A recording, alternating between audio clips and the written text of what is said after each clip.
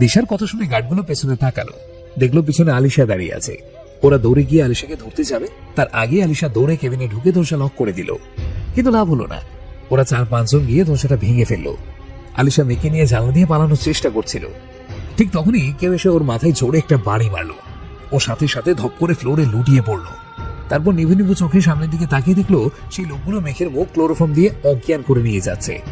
আলিশা চোখের কোণা দিয়ে 2 ফোঁটা পানি গড়িয়ে পড়লো। ও বিড়বিড় করে বলল, তুমি কেন চলে গেলে আহান ভাইয়া? দেখো, তুমি জাস্ট কয়েকটা দিন নেই, তাতেই সবকিছু কেমন এলোমেলো হয়ে গেছে। প্লিজ তাড়াতাড়ি আমাদের কাছে ফিরে আসো। এইটুকু বলতে আলিশার চোখ দুটো বন্ধ হয়ে গেল, ও শরীরটা একদম নিস্তেজ হয়ে গেল। চোখে মুখে পানির ঝাপটা পড়তে মেঘ পিটপিট করে চোখ খুলে তাকালো।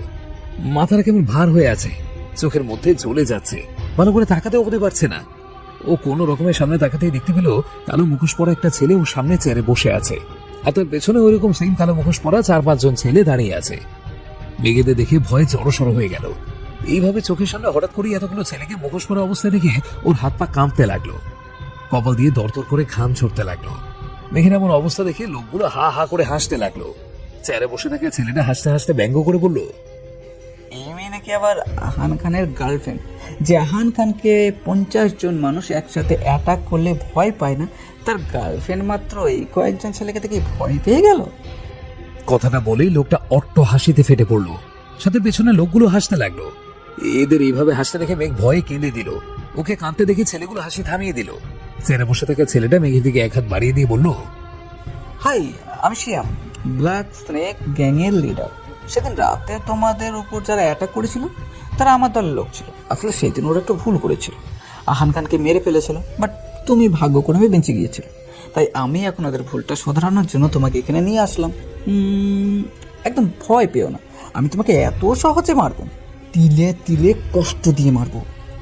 আহান খানকে মেরে ফেলেছিল কথাটা কানে আসতেই মেঘের মাথা কাজ করা বন্ধ করে দিল। ও সামনে সবকিছু ঘুরতে লাগলো, হাত পা সব অবশ হয়ে গেল। ও স্ট্যাচু হয়ে বসে ভাবলে সেই দৃষ্টিতে সিয়ামের দিকে তাকিয়ে রইল। ওর চোখ থেকে টুপটুপ করে পানি গড়িয়ে গাল বেয়ে পড়তে লাগলো। ওকে এভাবে বসে থাকতে দেখে সিয়াম নিজের হাতটা সরিয়ে নিয়ে একটু আফসোস করার ভান করে বলল, আহারে, বেচারি আহান খানের মৃত্যুর কথা শুনে সুখে একদম পাথর হয়ে গেছে, হ্যান্ডশেক তো অব্দি করতে পারছে না। থাক বেবি, তোমাকে এত কষ্ট পেতে হবে না, চিন্তা করো না, আমি তোমাকেও খুব তাড়াতাড়ি আহান খানের কাছে পাঠিয়ে দেওয়ার ব্যবস্থা করবো। সিয়ামের কথায় মেঘের কোনো নড়চড় হলো না। ও ওভাবে স্ট্যাচু হয়ে বসে রইল। সিয়াম মুখ বাঁকিয়ে ওর পেছনে থাকা ছেলেগুলোকে উদ্দেশ্য করে বলল, বুঝলি, ম্যাডামের মনে বিশ্বাস হচ্ছে না, ওনার বয়ফ্রেন্ড আর বেঁচে নেই। আচ্ছা, কোনো ব্যাপার না, আমরা প্রমাণ সাথে করে নিয়ে এসেছি। বলেই ওর প্যান্টের পকেট থেকে ফোন বের করে একটা ভিডিও ওপেন করে মেঘের সামনে ধরলো। ভিডিওটায় সেই ডেড বডিটা দাফনের দৃশ্য দেখা যাচ্ছে, সাথে বাড়ির লোকেদের সবার কান্নাকাটির ভিডিও। আর ডিএনএ টেস্টের রিপোর্ট দেখেছে, ডাক্তারেরা কনফার্ম করে বলেছিলেন এটা আহানেরই লাশ। সে সব কিছুই ভিডিওটার মধ্যে ক্যাপচার করা হয়েছে। মেঘ সম্পূর্ণ ভিডিওটা দেখে হাও মাও করে কেঁদে দিল। এত কিছু হয়ে গেছে, অথচ এখন পর্যন্ত কিচ্ছুটি জানতে পারলো না। মেঘের আর বুঝতে বাকি রইল না, এই জন্যই ওকে এতদিন কেউ আহানের সাথে দেখা করতে দেয়নি। মেঘকে এইভাবে কাঁদতে দেখে সিয়াম একটা শয়তানি হাসি দিল। তারপর মেঘের দিকে একটু একটু ঝুঁকে বলল, এইটুকুতে এইভাবে কেঁদো না বেবি, তোমার জন্য তো আরো কষ্ট অপেক্ষা করছে। জানো তোমাকে এখানে কেন নিয়ে আসা হয়েছে? কারণ প্রথমে তোমাকে আমার দলের এই ছেলেগুলোর বেড পার্টনার করা হবে, তারপর সেই প্রাইভেট মোমেন্টের ভিডিও করে সোশ্যাল মিডিয়ায় আপলোড করে দেওয়া হবে। সিয়ামের কথা কানে আসতেই মেঘের কান্না অটোমেটিক থেমে যায়। ও ভয়ের তো চোখে সিয়ামের দিকে তাকালো। ওকে এইভাবে তাকাতে দেখে সবাই আবারও হা হা করে হেসে দেয়। মেঘ কি করবে বুঝতে না পেরে চেয়ার থেকে দাঁড়িয়ে ছেলেগুলো যেদিকে দাঁড়িয়েছিল তার বিপরীত দিকে ঘুরে জোরে একটা দৌড় দেয়। মেঘ হঠাৎ যে এইভাবে দৌড় দেবে সেটা ওরা কেউ স্বপ্নেও ভাবতে পারেনি। ওরা ভেবেছিল মেঘ অনেক দুর্বল, তাই ওরা কেউই মেঘের হাত পা বাঁধেনি। মেঘ দৌড় দিতেই ছেলেগুলো দৌড়ে গিয়ে ওর হাত ধরে ফেলে। মেঘ ছেলেগুলোর হাত থেকে ছোটার জন্য ছটফট করছে, কিন্তু ওদের 4-5 জনের শক্তির সাথে পেরে উঠছে না। সিএম বসা থেকে দাঁড়িয়ে মেঘের সামনে এসে ওর গাল জোরে চেপে ধরে দত চেপে বলল, এখান থেকে পালানো এত সহজ না বেবি, আর একবার যখন তোমাকে ধরতে পেরেছি তখন প্রাণী আর এখান থেকে বের হতে পারবে না। আগে তোমার সম্মান নিব, তারপর তোমার প্রাণটা। বলেই মেঘের গালটা ছেড়ে দিয়ে একটা ছেলেকে উদ্দেশ্য করে বলল, যাক, ইঞ্জেকশনটা নিয়ে আয়।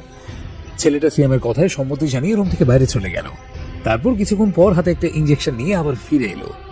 ইঞ্জেকশন দেখি মেঘ ভয়ে আবারও কেঁদে দিল। ওর বুকের মধ্যে হাতুড়ি পেটাতে শুরু করলো। সিএম ছেলেটার হাত থেকে ইঞ্জেকশনটা নিয়ে মেঘের হাতে পুশ করলো। ইঞ্জেকশনটা পুশ করার সাথে সাথে মেঘ একটা চিৎকার দিল। যেখানে ইঞ্জেকশনটা পুশ করা হয়েছে সেখান থেকে ওর হাত চলে যাচ্ছে। ইঞ্জেকশনটা পুশ করতেই ছেলেগুলো ওকে ছেড়ে দিল। মেঘ হাতটা চেপে ধরে ফ্লোরে বসে কাঁদতে লাগলো। সিয়াম ওর পাশে হাঁটু ভেঙে বসে বলল, হাতের মধ্যে নিশ্চয়ই খুব জ্বালা করছে, বাট ডোন্ট ওয়ারি, আস্তে আস্তে সবকিছু ভালো লাগবে। মেঘ কাঁদতে কাঁদতে বলল, এটা কিসের ইনজেকশন ছিল? আমার হাতে তো জ্বলছে কেন? ওটা ড্রাগ ছিল, যেটা তোমার শরীরে আস্তে আস্তে ছড়িয়ে পড়বে আর তুমি একদম শান্ত হয়ে যাবে। বলেই সিয়াম বসা থেকে উঠে দাঁড়িয়ে সেই ছেলেগুলোকে উদ্দেশ্য করে বলল, আমি এখন যাচ্ছি, তোরা তোদের কাজ শেষ করে এই মেয়েটার হাত পা বেঁধে এখানেই ফেলে রাখবে। কথাটা বলে সিয়াম রুম থেকে বেরিয়ে গেল। সিয়াম বেরিয়ে যেতেই ওদের মধ্যে থেকে একটা ছেলেকে রুমের দরজাটা বন্ধ করে দিল। মেঘ ইঞ্জেকশন দেওয়ার জায়গাটায় হাত দিয়ে চেপে ধরে ভয়ের তো দৃষ্টিতে সবার দিকে তাকিয়ে আছে। হঠাৎ অনুভব করলো ওর মাথার মধ্যে কেমন ঝিম ধরে গেছে। চোখের সামনে সবকিছু দুটো দুটো দেখছে। শরীর আস্তে আস্তে কেমন দুর্বল হয়ে যাচ্ছে। ও ঝাপসা চোখের সামনে তাকিয়ে দেখতে পেল ছেলেগুলো ওর দিকে লোলুপ দৃষ্টিতে তাকিয়ে আছে। ওদের এইভাবে তাকাতে দেখে ঘৃণায় মেঘের গা গুলিয়ে উঠছে। ওদের মধ্যে থেকে একটা ছেলে ফোনের ক্যামেরা অন করে মেঘের দিকে ধরে ভিডিও করতে লাগলো। আরেকটা ছেলে মেঘের দিকে তাকিয়ে বাজে একটা হাসি দিয়ে ওর দিকে এক পা করে এগিয়ে যেতে লাগলো। ছেলেটা যত মেঘের দিকে এগিয়ে যাচ্ছে মেঘ তত পেছনের দিকে সরে যাচ্ছে। মেঘকে এইভাবে পেছাতে দেখে দাঁড়িয়ে থাকা ছেলেগুলো অট্ট হাসিতে ফেটে পড়লো। মেঘ পেছাতে পেছাতে একসময় ওর পিঠ দেয়ালের সাথে ঠেকে গেল। ছেলেটাও সুযোগ পেয়ে মেঘের উপরে ঝাঁপিয়ে পড়লো। মেঘ ছটফট করছে ছেলেটা থেকে ছাড়া পাওয়ার জন্য, কিন্তু ওর শরীরে একটু জোর নেই। তার উপরে শরীর কেমন কাঁপছে। মেঘ ছেলেটাকে যত দূরে সরাতে চাচ্ছে ছেলেটা তত ওকে আষ্টে পৃষ্ঠে জড়িয়ে ধরছে। ছেলেটার সাথে ধস্তাধস্তি করতে করতে এক পর্যায়ে মেঘের হাত ছেলেটার কোমরে চলে যায়। মেঘ বুঝতে পারে ছেলেটার কোমরে প্যান্টের সাথে কিছু একটা গোঁজা আছে। ও ভালো করে সেটার উপরে হাত রাখতে বুঝে যায় ওটা একটা রিভলভার। মেঘ চট করে টান দিয়ে রিভলভারটা বের করে এনে ছেলেটার পেটে চেপে ধরে। গানটা চেপে ধরতেই ছেলেটার হুঁশ ফিরে আসে। ও ছিটকে মেঘের থেকে দূরে সরে যায়। মেঘ গানটা ছেলেটার দিকে তাক করে রেখে আস্তে আস্তে উঠে দেয়ালের সাথে হেলান দিয়ে বসে। মেঘের হাতে রিভলভার দেখে সব ছেলেগুলোর মুখ ফ্যাকাশে হয়ে যায়। মেঘ দেয়াল ধরে ধরে বসা থেকে দাঁড়িয়ে ছেলেগুলোকে উদ্দেশ্য করে বলল, খবরদার, আমার দিকে কেউ এক পাও এগোলে তার গায়ে গুলি করতে দ্বিতীয়বার ভাববো না। আপনাদের জন্য ভালো এটাই হবে আমাকে এখান থেকে যেতে দিন, না হলে সবাইকে মেরে দিব। যে ছেলেটা মেঘের সাথে জবরদস্তি করার চেষ্টা করছিল সেই ছেলেটা বলল, দেখ, ওটা কোনো খেলনা না, ওটা আমাকে দিয়ে দে, চেকের সময় ওটা থেকে গুলি বেরিয়ে যেতে পারে।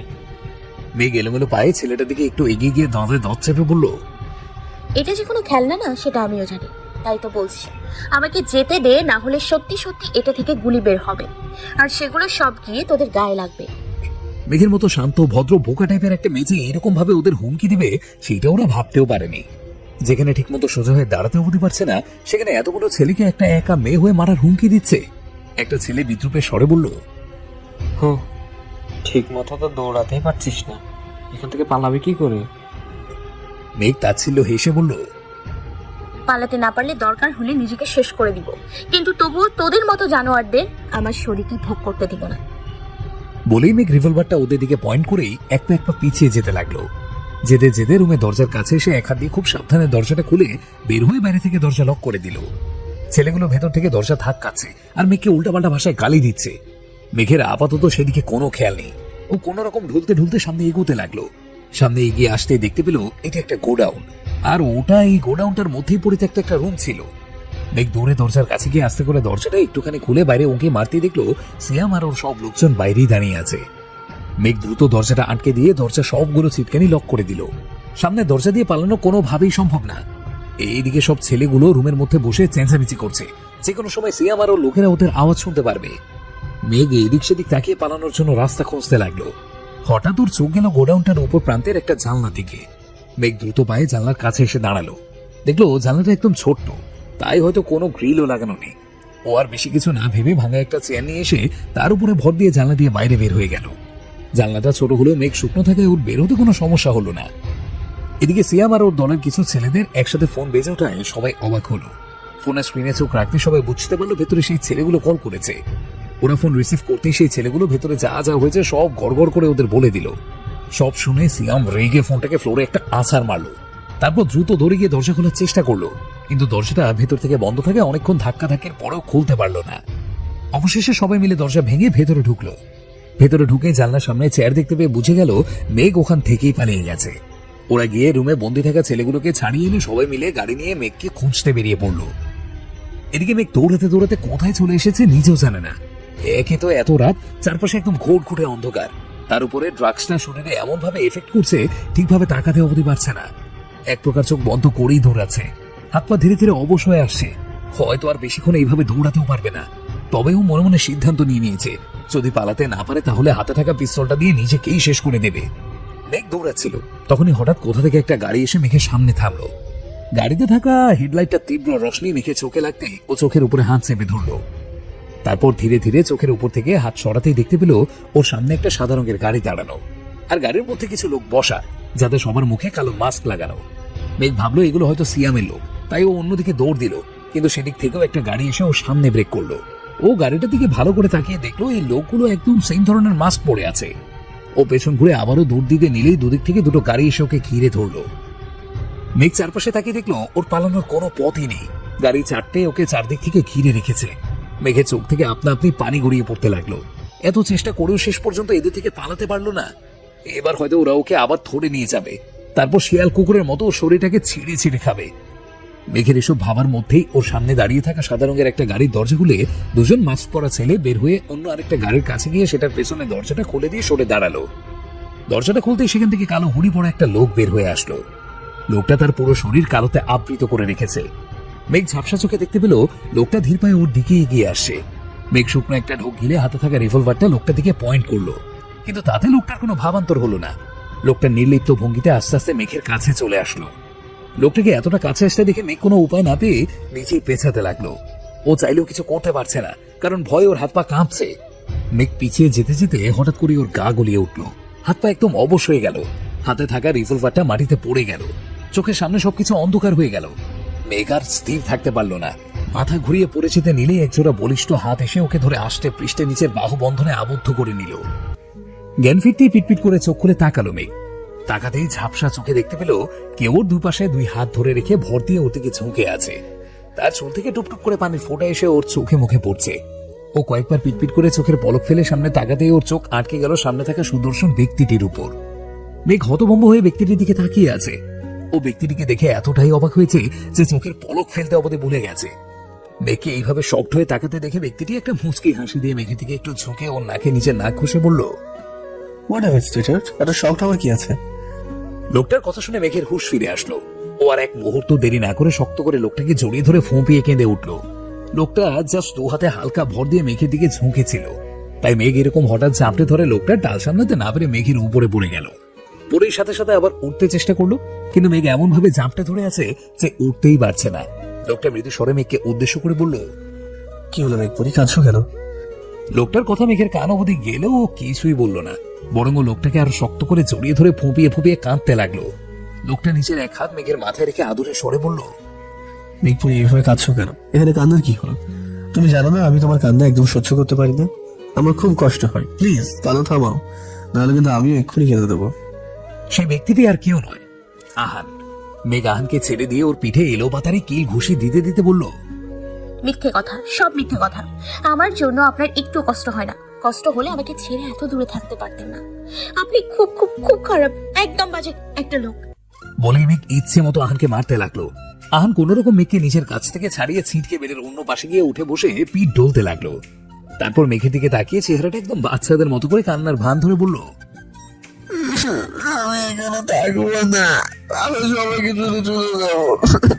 যখন এসেছি সবাই শুধু মেরেই যাচ্ছে, আমাকে কেউ ভালোবাসেন না।